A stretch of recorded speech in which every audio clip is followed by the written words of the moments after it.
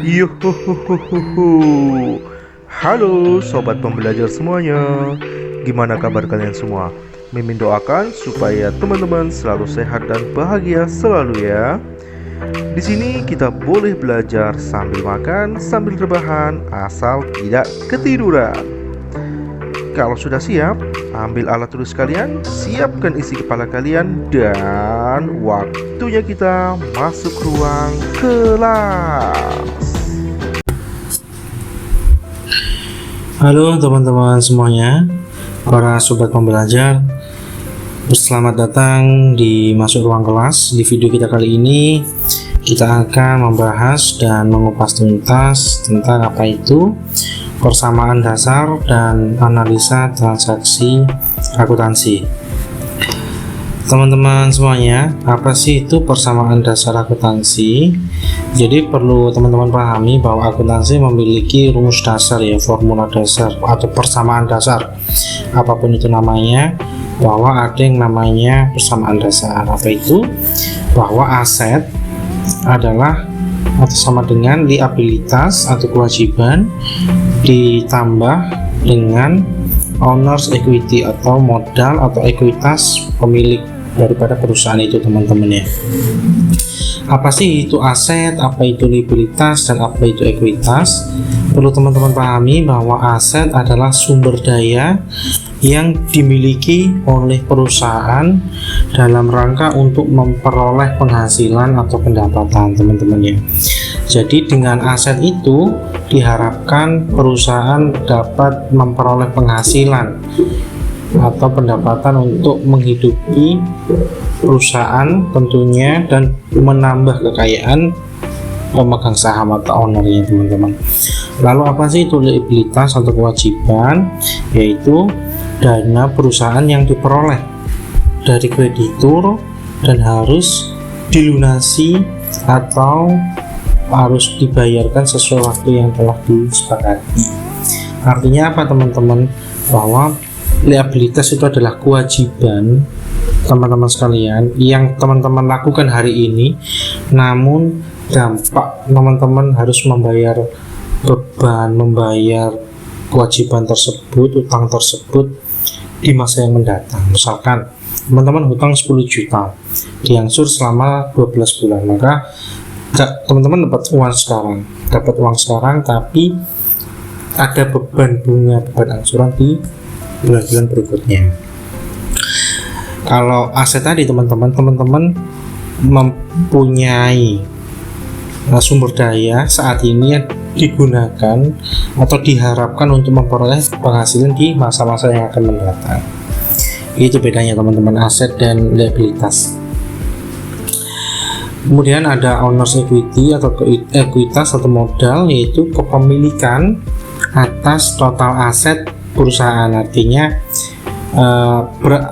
bersumber, sebagian sumber aset itu berasal dari liabilitas kah, dari utang kah, atau dari modal ya. Intinya adalah modal, teman-teman ya, modal daripada pemilik usaha gitu, teman-teman. Setelah kita memahami aset, liabilitas, dan ekuitas, selanjutnya apa sih itu aset ya?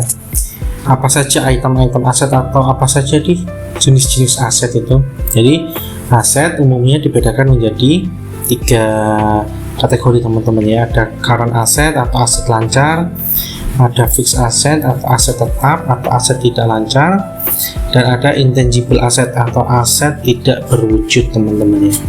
Untuk aset lancar ini artinya apa? Bahwa aset lancar ini adalah aset yang dapat dicairkan gitu ya, dalam bentuk kas atau setara kas gitu ya, dan yang dalam kurun waktu kurang dari 1 tahun, teman-teman.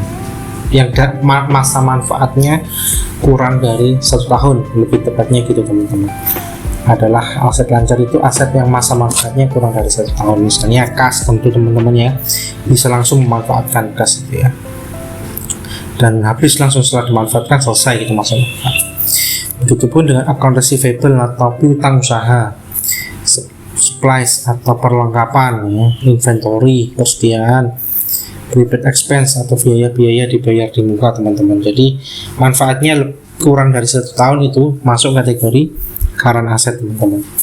Kemudian ada fixed asset teman-teman ya, itu adalah aset-aset yang memiliki masa manfaat lebih dari 1 tahun.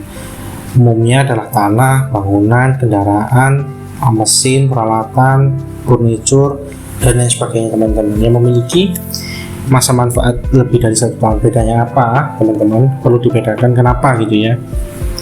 Yang pertama teman-teman, kalau aset lancar atau current aset, karena dia masa manfaatnya kurang dari 1 tahun, maka tidak perlu ada depresiasi. Yang pertama teman-teman, tidak perlu ada depresiasi.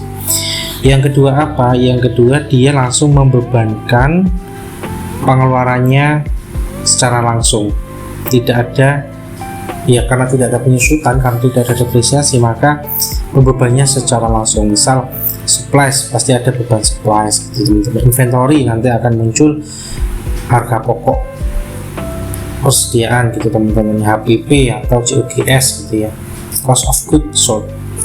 Begitu juga dengan prepaid expense, akan ada expense yang muncul teman-teman langsung gitu ya. Berbeda dengan current asset, fixed asset, dia akan nilainya turun ya secara penyusutan gitu, tidak ada bebannya ada beban penyusutan teman-teman. Bedanya itu ya, bedanya dia ada penyusutan, kecuali tanah tidak ada penyusutan teman-teman. Bangunan, kendaraan, peralatan, mesin, furniture dan sebagainya ada beban penyusutannya teman-teman. Kemudian ada juga intangible asset atau aset tidak lancar teman-teman. Ini bisa jadi misal perizinan, goodwill, hak cipta gitu teman-teman ya, merupakan aset-aset yang tidak nampak, nggak bisa agak ada wujudnya, tapi ada nilainya gitu teman-teman ya.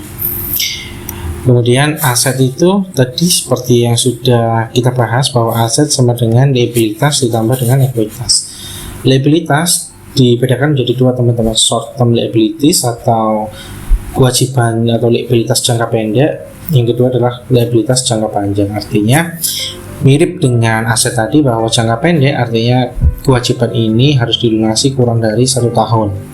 Sedangkan jangka panjang, kewajiban ini dapat dilunasi lebih daripada 1 tahun. Nah, ini contohnya ada account payable, ya, ada notes payable, ada utang dagang, utang wesel, ada utang gaji, utang pajak gitu teman-teman ya, yang harus dilunasi kurang dari 1 tahun. Kemudian ada juga long term liabilities, obligasi misalnya, ada bunga gitu ya, nanti akan muncul kewajiban bunga dan lain sebagainya. Kemudian di sini ada ekuitas teman-teman sekalian. Ekuitas ini bisa menambah ekuitas, bisa menjadi pengurang teman-temannya. Contohnya yang menambah ya, adanya modal, pendapatan, komisi, itu menambah pendapatan atau menambah daripada ekuitas pemilik pemegang saham teman-temannya. Berbeda dengan kalau ada pengurangan, misalnya ada beban pemegang saham atau penarikan dana, penarikan pemegang saham, nah itu akan menjadi pengurangan owners teman-teman. Jadi aset itu teman-teman, intinya aset itu secara keseluruhan nilainya harus sama dengan liabilitas ditambah ekuitas. Hal ini juga mengindikasikan bahwa dari mana aset itu diperoleh. Ada 2 jalan teman-teman, bisa dari liabilitas utang, bisa dari modal teman-teman. Jadi bisa jadi seluruh aset liabilitasnya 0, ekuitasnya 100% dari ekuitas. Bisa jadi juga asetnya katakanlah 100, liabilitas bisa 40, ekuitas 60, bisa jadi teman-teman. Artinya sebuah kas atau sebuah aset gitu ya, bangunan, dia bangunannya utang, makanya di sini muncul bangunan. Di sisi lain dia akan muncul utang misalnya teman, utang bank dan lain sebagainya. Begitupun dengan owner equity teman-teman. Misal dia ada penambahan modal gitu ya, dari penambahan dari pemegang saham, setoran modal tambahan gitu, muncul kas naik di sini teman-teman. Jadi dia akan selalu balance teman-teman ya.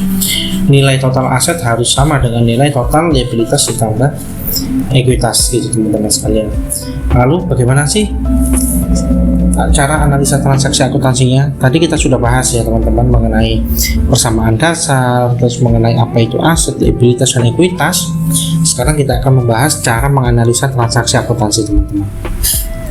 Yang pertama, tentu teman-teman harus memahami jenis-jenis akun dan komponennya. Nah, ini perlu pemahaman paling mendasar, teman-teman harus paham bahwa akunnya apa gitu ya, komponennya apa. Contoh, teman-teman sekalian, teman-teman di bulan Januari membayar asuransi untuk 2 tahun sebesar, atau untuk 1 tahun sebesar 12 juta. Lalu setiap akhir bulan teman-teman harus membebankan biaya asuransi. Nah, itu artinya ketika awal teman-teman mencatat asuransi itu adalah asuransi dibayar di muka pada kas, tentunya kasnya dikredit, asuransi dibayar di muka debit 100 atau 12 juta ya, maaf 12 juta. Lalu di akhir bulan teman-teman mencatat bahwa ada beban asuransi 1 juta, asuransi dibayar di muka dikreditkan 1 juta gitu teman-teman. Jadi dia akan selalu ada dua sisi, debit dan kredit. Pemahaman akun menjadi sangat penting, teman-teman. Yang kedua, menentukan pengaruh dari suatu transaksi pada akun aset, kewajiban, modal, beban, dan atau pendapatan. Nah, ini seperti yang saya jelaskan sebelumnya, di dalam pencatatan jurnal selalu ada dua sisi, debit dan kredit. Selalu ada aset, selalu ada liabilitas atau ekuitas yang pasti harus dicatat. Misalnya tadi ada pembayaran utang, artinya di situ ada utang yang berkurang, ada kas yang berkurang gitu teman-temannya. Utang yang berkurang itu di debit atau di kredit, nanti kita akan bahas teman-teman di pembahasan tentang jurnal ya. Saldo normalnya itu di apa, di debit atau di kredit, nanti kita akan bahas. Kemudian menentukan pengaruhnya untuk setiap akun. Nah, jadi setiap transaksi pasti akan berpengaruh ke akun, teman-teman. Satu akun pasti akan berpengaruh ke akun yang lain, itu pasti teman-teman. Jadi pemahaman terkait akun dan pengaruh itu sangat-sangat diperlukan, teman-teman. Kemudian yang terakhir, menuliskan kenaikan atau penurunan saldo atas akun tersebut di sebelah debit atau kredit. Nah, ini teman-teman, makanya ada debit dan kredit. Ketika saldo normalnya naik, maka naik gitu teman-teman, atau turun berarti berlawanan gitu teman-teman. Misalnya contoh, kas itu saldo normalnya adalah debit, maka ketika ada penambahan kas, maka kas dijurnal dalam debit gitu ya. Tapi ketika ada penurunan kas, maka kas dijurnal pada akun kredit gitu teman-teman. Oke, kemudian kita langsung saja ke contoh analisanya, teman-teman. Ini ada contoh bahwa pada tanggal 1 Januari 2019 Tuan Rizal membuka bisnis dengan nama Harmoni. Dia menyetorkan uang sebagai modal awal pendirian bisnis tersebut sebesar 1 miliar. Nah, ini yang perlu kita pahami teman-teman, bahwa tanggalnya jelas ya, 1 Januari 2019. Jenis transaksinya apa? Menyetorkan uang sebagai apa? Sebagai modal awal pendirian. Nah, artinya ada dua akun pasti teman-teman. Apa itu uang? Dan yang satunya adalah modal gitu ya. Uang adalah aset, modal adalah ekuitas. Berapa nilainya? 1 miliar. Maka hasil analisanya adalah transaksi tersebut menambah nilai aset berupa kas sebesar 1 miliar untuk sisi debit, sementara di sisi kredit terpengaruh atas transaksi setoran ini adalah modal, lebih tepatnya modal Rizal di sisi kredit dengan nilai 1 miliar gitu teman-teman, untuk jurnalnya dan analisa transaksinya. Udah kan teman-teman ya. Untuk selanjutnya, nah udah selesai teman-teman. Untuk selanjutnya apa yang akan kita bahas? Kita akan membahas terkait laporan keuangan atau jenis-jenis laporan keuangan gitu teman-teman ya. Semoga video ini bermanfaat bagi teman-teman dalam memahami persamaan dasar dan analisa transaksi akuntansi. Sampai jumpa di video-video berikutnya teman-teman sekalian. Terima kasih sobat pembelajar telah menonton video dari kami. Kalau sobat pembelajar tertarik dan penasaran dengan video lainnya dari kami, silakan sobat pembelajar like, subscribe, dan tentunya tekan tombol loncengnya agar sobat pembelajar selalu mendapat update-update video dari kami. Kalau sobat pembelajar merasa video ini bermanfaat, silahkan di-share ke teman-teman sobat pembelajar ya. Dan kalau sobat pembelajar ingin mengajukan saran, masukan, dan pertanyaan, silahkan ditulis di kolom komentar di bawah ya. Kalau sudah, saatnya kita keluar ruang kelas. Bye-bye.